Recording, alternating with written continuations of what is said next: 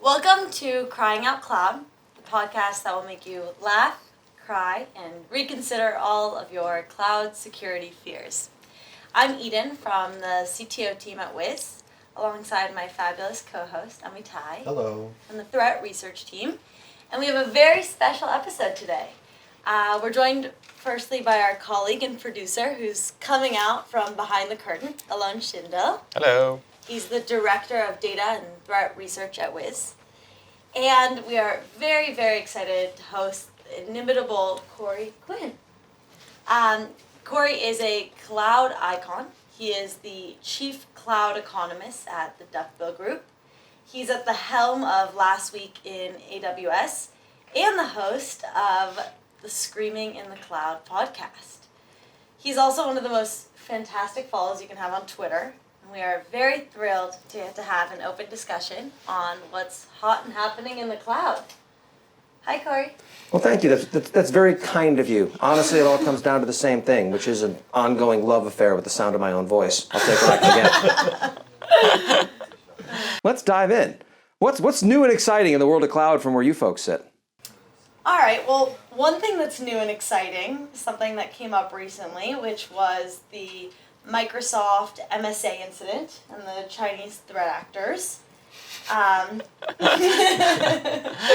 We have the same response over here, and it's obviously on all of our radars and feeds, and it opens up some deeper questions. We'd love to hear from you. Do you think this event is going to fade into history, like be yesterday's news, or do you think it's going to have lasting repercussions on people's trust in cloud services, particularly Microsoft? It should, but people have the memory of goldfish on these things. My concern is less the actual implications of the security breach itself, which is terrifying, let's be very clear here. But it's pretty obvious from where I sit that Microsoft's entire approach to this is to care much more about the public messaging and the spin and controlling who says what in different contexts than about actually fixing their grievous security issues that clearly need to be addressed and haven't been. It's incredibly frustrating. This is also not happening in isolation. This is, I think, number 5 or 6 of the cross-tenant vulnerabilities that have been discovered in the past couple of years.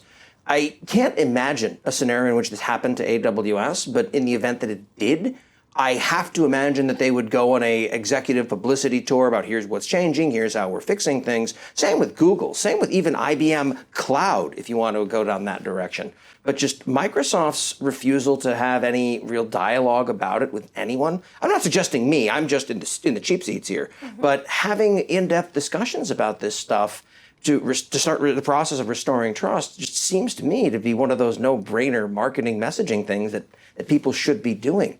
And we're seeing none of that from them. But senators are starting to take interest in this. A lot of people who are well-placed are concerned about this.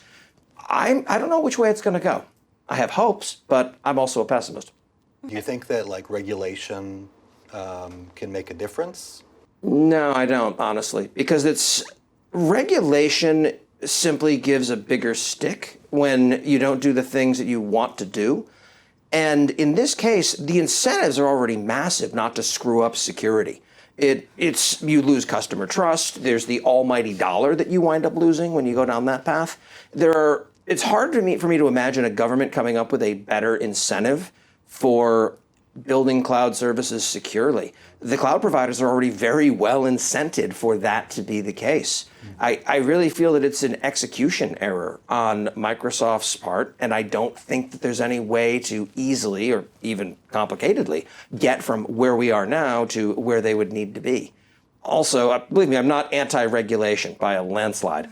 I just think that it needs to be done delicately, and this is so nuanced and so challenging that getting yelled at by folks in regulatory bodies that don't have the, I guess, in-depth understanding and knowledge around a lot of these things are just going to lead to regulation that in some ways doesn't solve the problem, makes things more onerous for people who are actually being responsible about these things.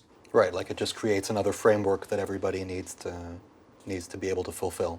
Right. We've all seen the example of what happens. Regulation does a swing and a miss as far as implementation goes. Every cookie banner in Europe, whenever you go to a website, is one example of this. GDPR is always an ongoing treasure and a joy because it didn't stop to think about individual hobbyists running email newsletters, for example.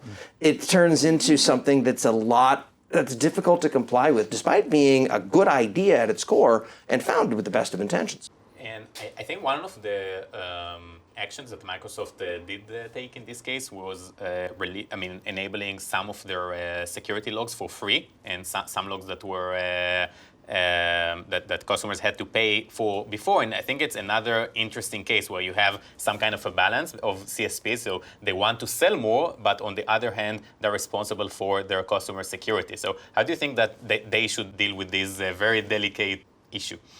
I've been saying this for a while, and I usually apply it to AWS, but it applies globally, which is I do not think that a platform provider should be monetizing security as a part of what they sell. Because as soon as you do that, you wind up with a couple of really troubling incentives.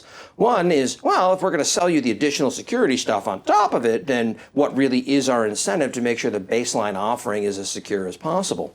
And two, it means that security becomes a significant investment decision. Do I want to use what this cloud provider is offering me, or do I want to use the secure version of it? But that thing's really expensive. You don't really want there to be an insecure version of your offering.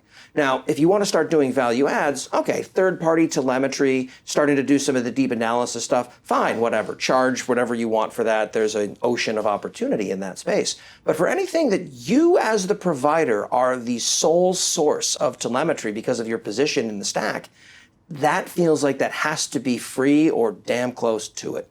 And I think that it's honestly a swing and a miss on customer focus on all of these companies when they start charging extra for that. Yeah, and in this case, it seems like, from what I understood from the reporting, that they were saving these logs anyway. They just weren't necessarily making them available to customers.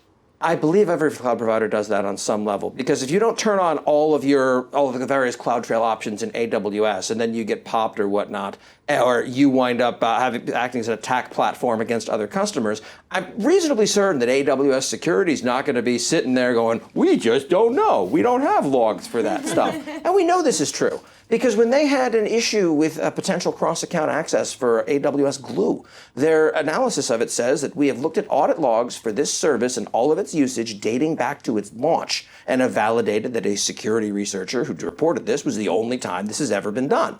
Great. The fact that you can say that is a universe away from our logs show no indication of any trouble here. Yeah, if I turn off my logs, neither will mine. So there's just a big difference in confidence and level of maturity on that side of the world. Yeah. Also, I would normally laud Microsoft for this if they hadn't decided to make the decision in the midst of being screamed at by a senator and everyone else basically feeling that they had no choice. This isn't something they did out of the goodness of their corporate hearts. This is something they did because they're trying to mitigate as fast as possible the fallout from their poor security approaches.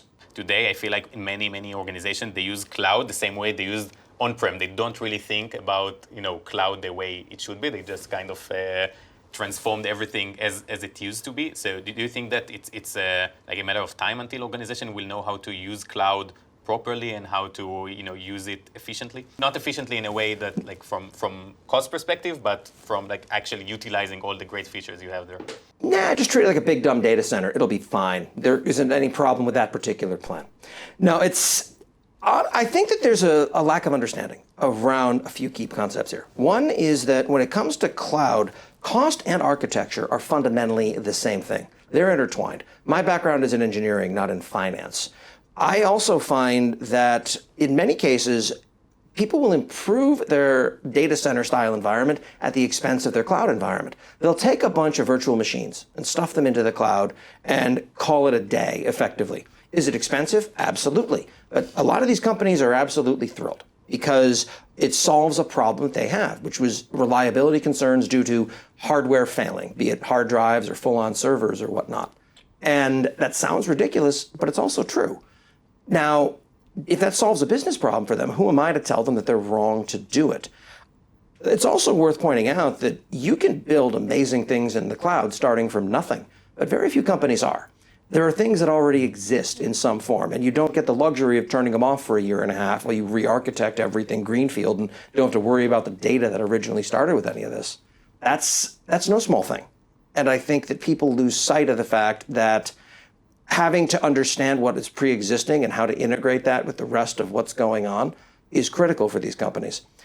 I also don't want to overstate the economic case either, because when you're looking at these things, companies are optimized for increasing revenue, not controlling costs. Companies that focus excessively on cost control are generally companies that are in decline. At some point, you just stop and start iterating forward on new features, on serving your customers better, on unlocking new markets, at getting to market faster. That's the sort of thing that gets companies excited. It's what they're built to do. You want to be responsible stewards of the resources you have, obviously, but that only makes sense up to a point. Beyond that, it's how can we go further, faster? How do we unlock a baseline level of innovation? Frankly, I think that's where cloud shines. It comes down to not having to build underlying primitives that you'll have to do yourself in data centers. You can effectively click button, receive globally distributed relational database, or whatever it is that you need to unlock something that's next. Do you find that when you work with companies on improving their efficiency in terms of cost, that you also help them sort of expand the way they think about how they're doing their business as well? Like, does the architecture reflect itself in how they do business? Done correctly, I'd hope so. But it all comes down to pointing out opportunities. This is where so many folks go wrong, where unlike in security, the entire world is shades of gray. Like, you've left this thing open to the entire world. That's pretty clearly that's something that's screwed up in the security context. When it comes to economics, okay, you have a bunch of servers sitting there idle. Interesting, tell me more about it. Because a lot of tools will say, turn those things off. You mean the DR site, or the thing that we need ready to go to take inrush traffic with about 3 seconds of warning, so there's not going to be time to spin it up. There's a business reason it's there. Everything comes down to context and understanding why things are the way that they are. No one shows up at work in the morning hoping to do a crappy job today, unless you, handle security response for Microsoft, apparently.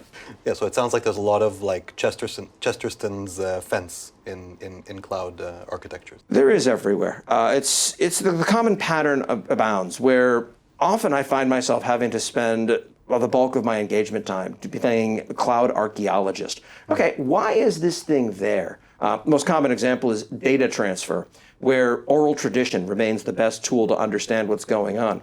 What would be spinning up at 2 o'clock in the morning every night in this Kubernetes cluster and talking to things across an availability zone boundary? Most people have no idea except one person. Oh yeah, isn't that when the batch job runs for that thing we tried 3 years ago and then sunset? Let's continue to explore down that path. Just understanding what's there and why is one of the harder parts.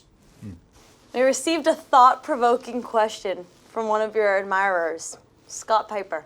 Uh-oh. It's a good one.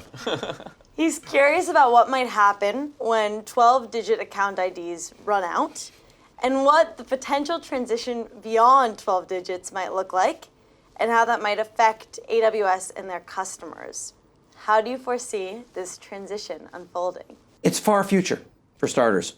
12-digit account IDs, that's a trillion offering. That's a trillion different account numbers.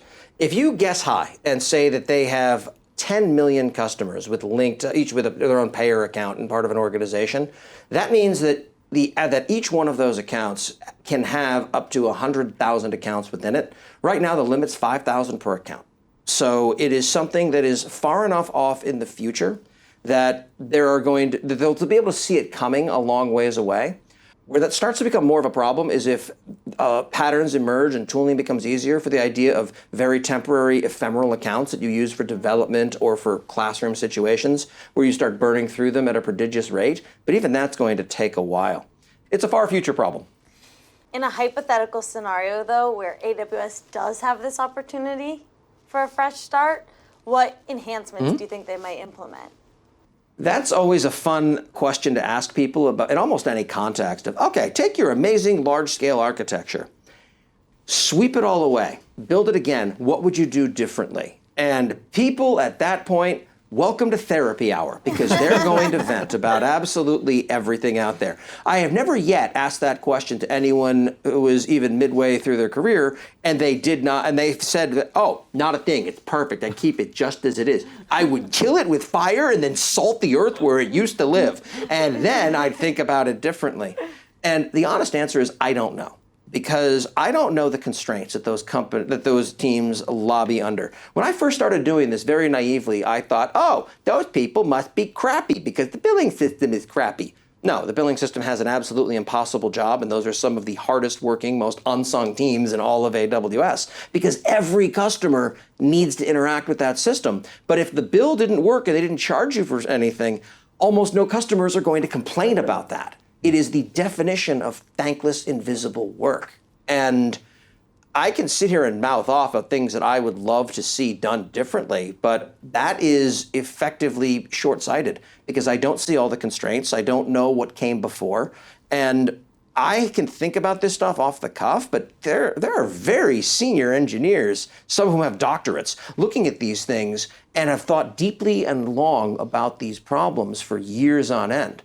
I have to say that this discussion is actually interesting because there are some smaller CSPs. I mean, not, we have some big ones, but I was actually part of a discussion yesterday with one of the smaller ones, and it's really interesting to see, when there are new incumbents coming and new CSPs trying to build things in a different way, and then they have the discussion about, they know how things are implemented, or they know to some extent how things are implemented today, and it was a very interesting discussion to see, how they think about implementing systems that exist with other ones, but with the experience and knowledge that there is already there now for 10 or 15 years. Yes. I would probably, probably one thing I would change, and I don't think anyone's going to argue with me on this, is I would fix the free tier. And because surprising people with giant bills is going to lead to tragedy sooner or later. Aligned with that is the idea of real-time billing, where it's not going to be penny accurate, but you don't need it to be. Because people are not going to be upset if you spin something up and it says, ooh, this is going to cost you $4. And then it comes in at $4.12 or $3.92. That's not what people care about. What they care about is they spin something up hoping to be $4 and then, oh yeah, well, you didn't realize this one weird trick. So in several days, once everything reconciles, we'll fire off a budget alarm and tell you, yeah, you're spending $200,000 a day. Money, please. You need something that'll catch a lot of the expensive stuff and give at least a first approximation in near real time. That's what I would fix.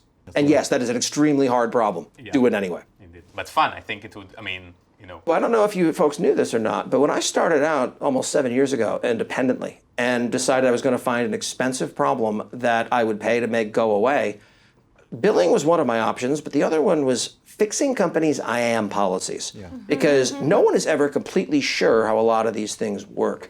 One of the tipping points, and I swear I'm not making this up, is that there's never a 2 a.m. billing emergency. There are very much security emergencies in the middle of the night, and I've worked at enough terrible companies with barbaric on-call policies that I'm not willing to do that to myself. Which is a weird reason to pick a business niche, but here we are. It ended up well, right? Oh yeah, so far so good. What sucks, and I swear I'm not kidding, is when a bill analysis project turns into an impromptu security problem, because the only real universal thing you've got that shows everything running in AWS that's chargeable is the bill. So I'll ask people questions like, can you explain to me why, I don't know, you have all of these instances in Frankfurt? What are they doing?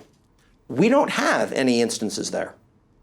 I believe you are being sincere when you say this. However, there's also times, I found multiple data exfiltrations in progress looking at bills as well. It's certain services should not be 10% of your bill. And when they are, that's suspicious. Some of these cloud services that gain widespread popularity, like the ones you're talking about, the billing services, but then there are the ones that go underutilized, services that have a lot of potential. Can you pinpoint instances where service providers introduced a high potential service that failed to gain traction? If you ask the product owners, almost all of them would say that they're not seeing as much usage as they would like. It's like, yeah, I too would like nesting doll yachts because I exceed my approach. But on some level, I think this is part of the problem. When every service team has its own P&L that it's responsible for, then every service becomes responsible for generating a profit. And for some services, okay, great, that makes sense. S3, you have a bunch of storage. You should probably charge for that. But other things like the CloudTrail, the audit logging aspect of it, that shouldn't cost a dime, but it does. In fact, combine those two. If you turn on data events in CloudTrail and you read an object in S3, there's a request charge for that read, and the data event that shows up costs 20 times more. That is absurd. So as a result, people don't turn that on unless they really need to, nor should they in many cases. But the fact that that is a requirement becomes a problem. The fact that it's now an investment decision to turn that stuff on, to do things the right way as you should, it's not great. Look at their suite of security services. I did the math out once, and I can now with a straight face tell most companies to not enable most of them because the data breach would cost them less money than all of those services would. And that's a terrifying, borderline hilarious, but also painfully true story. Yeah, so like certain services should be defined ahead of time as loss leaders if you're looking at like the entire CSP holistically. Absolutely. Because look at a lot of these services. You take CloudTrail as another great example on this. Whenever you have those events showing up, they don't happen in isolation. You're not using them as a database in most cases. It's being driven by use for another service out there. It's, well, we're not making money on these events. Yeah, but you're getting a whole bunch of events from other things happening in the environment for which we very much charge money for. Yeah. It makes it easier to reason about these things because you can look at the pricing page for spinning something up and get a rough idea of what that thing's going to cost you. It's the dark secret of cloud economics. It's mostly arithmetic. But then there's the secondary and tertiary and other downstream issues that happen, the second and third order effects on the bill. Okay, you wind up with those CloudTrail events firing off whenever you spin something up. Okay, that's something you didn't anticipate when looking at the cost of the thing you spun up. But now that CloudTrail's fired off, great. Not only is it the ingest fee, but you're also now paying on an ongoing basis for storage. So without a lifecycle policy around that, what is that going to look like? And okay, you now store all of that. Now you're going to turn on a backup service, and now you're backing up and paying to back up things that you might not need to back up in some cases. It's the interplay between all these things. They're holistic. It's an interconnected system. It's always amusing talking to people like, oh, you fixed AWS bills. That mean you wind up like telling us what RIs to buy? Ideally, no, but depressingly frequently, yes. But because that stuff's hard to figure out on your own. It's scary. It feels like there are too many options, and whatever you pick, you're invariably going to get it wrong. But the ones I love are the architectural deep dives. Like the archaeology you mentioned before. Exactly. When you're looking at things from a security perspective, because you need to have a different baseline for security because there's always a usability trade-off.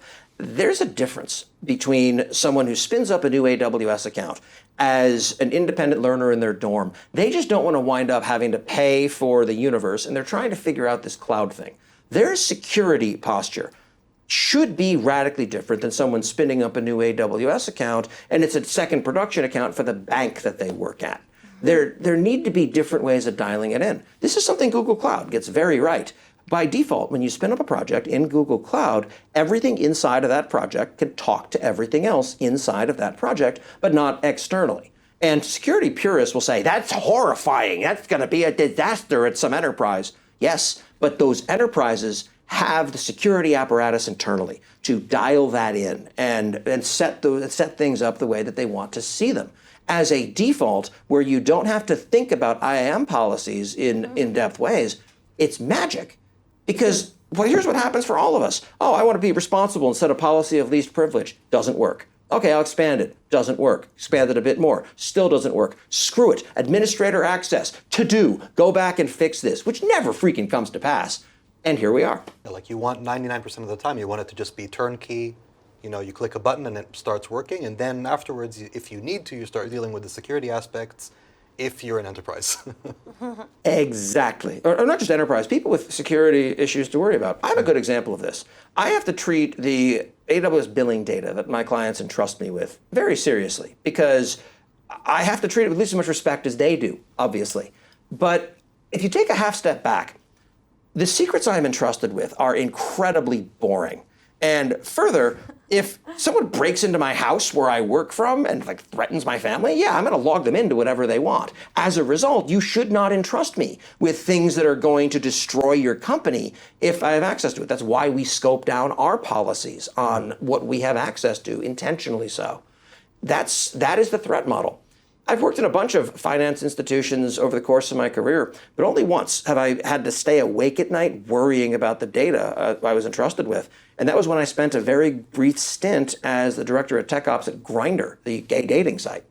Just because in that scenario and in nothing else in my career, if I screwed up, people could die. People were not out and living in Saudi Arabia, for example.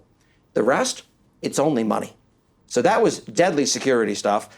And a couple of years after I left, they did suffer a breach, unfortunately, and a lot of bad things happened as a result.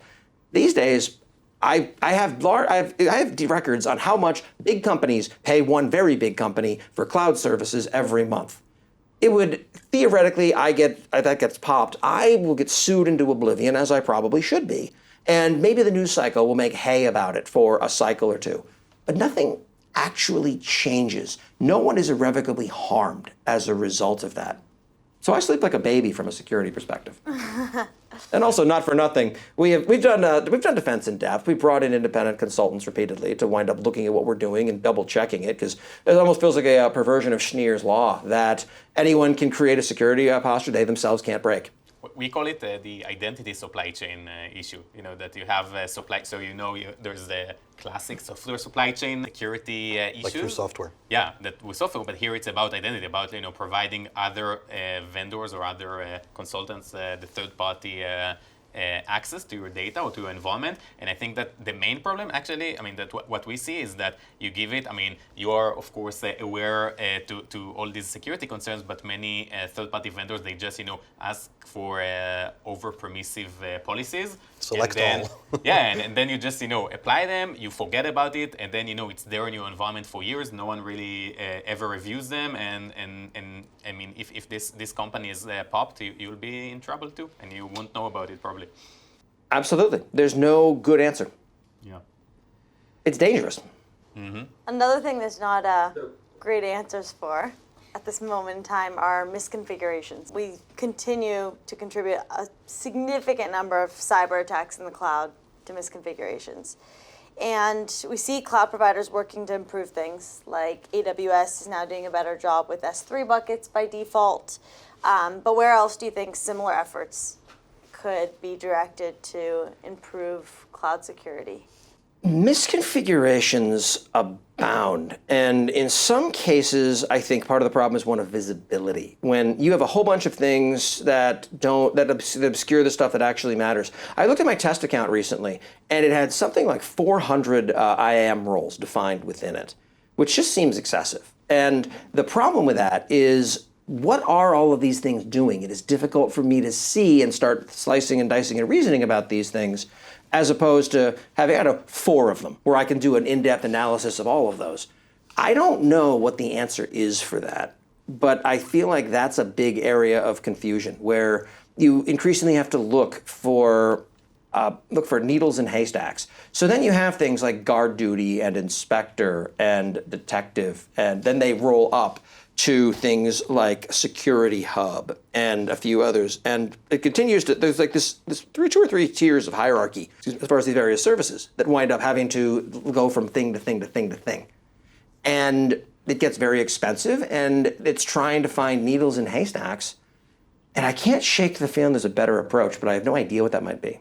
It seems like there's sort of a trend towards complexity that's kind of never. It kind of seems like it's never going to go down. Like it's always going to be in an uptrend. It's a myth. Because think about this. Years ago, if I want to run a web server, I've got to have an in-depth knowledge of GCC compiler flags and have a few weeks to kill getting everything set up and running. Then RPM came out, which made this a bit easier. Then Yum, then Docker make sure that runs. And then you had Puppet and whatnot for ensure installed. And now it's clicking a button on a website. Things don't get more complex with time in that sense. And I feel like right now we've been riding a wave of complexity in production environments, Kubernetes being a good example of this, that it's time for that waveform to collapse again. It looks like a sawtooth graph in the fullness of time. You can take it outside of this. In order to responsibly drive a car a century ago, you needed to be a mechanic as well. Now you barely need to know which end of the car points forward, it seems. And with self-driving cars, you might not even need to know that. I hesitate to be too bullish on those just because there are some challenges there. But like there are in everything. None of this stuff is easy. Yeah, I think maybe, another direction that we see that might help with the misconfigurations is SCPs, narrowing your space for errors. Which is hard for people to understand as well. Combine that with permissions boundaries and people have no idea what's going on. That's true. And this is, again, like where visibility and trying to even understand what you have in your environment is super important. We've also hit a point now where you folks would call me out on it, but we've crossed a Rubicon where I could talk very convincingly about AWS services and features that don't actually exist and not get called out on it by AWS employees because no one has them all in their head. It is such a sprawl in so many ways that who can be an expert in all of them? No one. Absolutely no one. It is not possible. Just you and Scott, probably. No, I go deep on a few, don't get me wrong, but there are some that I can tell you what they do because I have a trick memory for stuff like that. But there's a difference between knowing what IoT site-wise does and being able to go in a deep dive around the trade-offs of using it, some of the corner cases around which it might not be the best path forward for running your manufacturing plant. I don't have a manufacturing background or an IoT background myself, though that's changing rapidly. This has been incredibly insightful. And now I want to keep you on your feet and do a quick speed round of questions. Are you ready? Okay. Let's do it. What is your favorite API call? Oh, that's a fun one. I would probably say describe tags because it's fun. If you wind up exhausting that in a naive script, suddenly a bunch of provisioning stuff isn't going to work, which is why you definitely want, dev and production accounts to be separate. Service quotas are a thing. What do you think of the new Twitter logo? I decline to answer on the grounds that I can't be polite about it. That's also a good answer. Look, the guy's clearly still not over his ex, so all right. How do you drink your coffee in the morning? In great volume, also black. I don't want anything getting in the way. If you were a vulnerability, what would you name yourself? Kind of bold of you to assume that I'm not already a vulnerability. I mean, honestly, I mentioned on Twitter earlier this morning that you have flowery adjectives in your job title. I have the iCar test string. We are not the same. Honestly, it's everything is a database and or weapon if you hold it wrong. Okay, are you a Mac, Windows, Linux, or typewriter?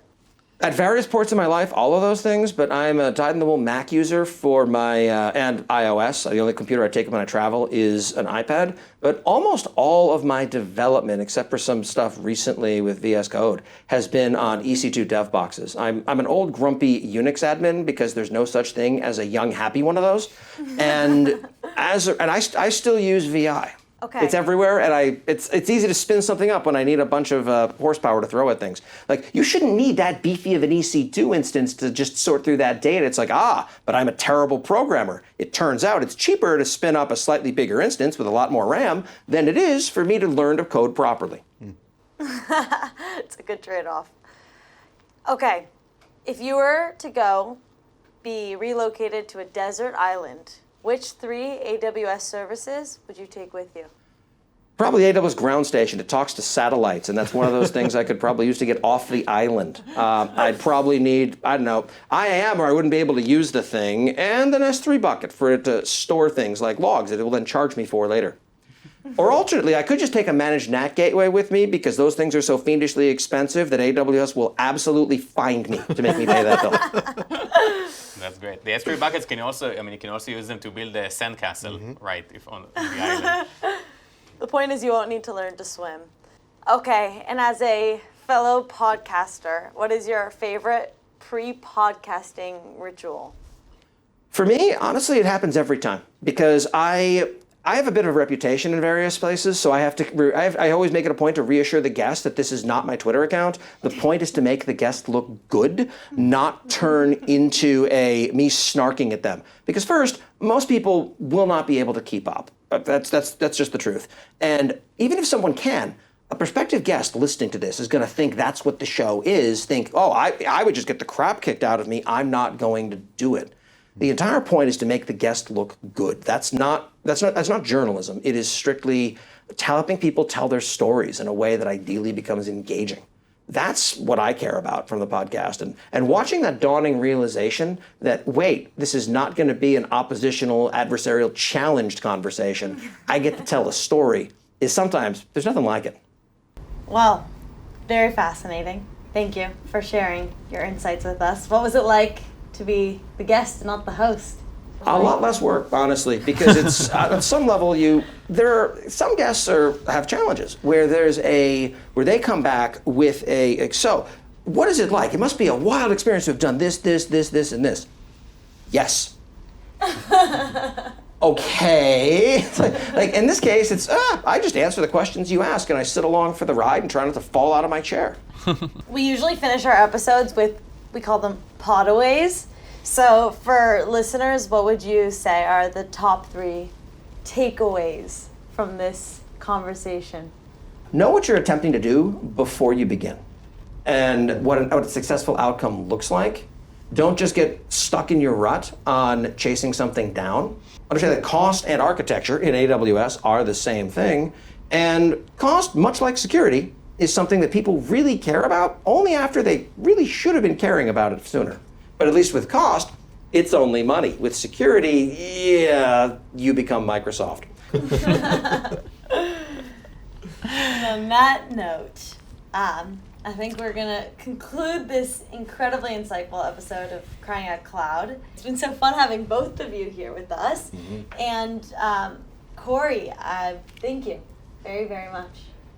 Alon, thank you. Thank you. Thank you. And that is all for this episode of Crying Out Cloud, presented by the cloud security company Wiz. If you enjoyed the show, be sure to subscribe, give us a rating, and remember, unlike your IAM policies, more stars is much better. And as always, if your cloud security strategy is making you cry, don't worry, just cry out cloud.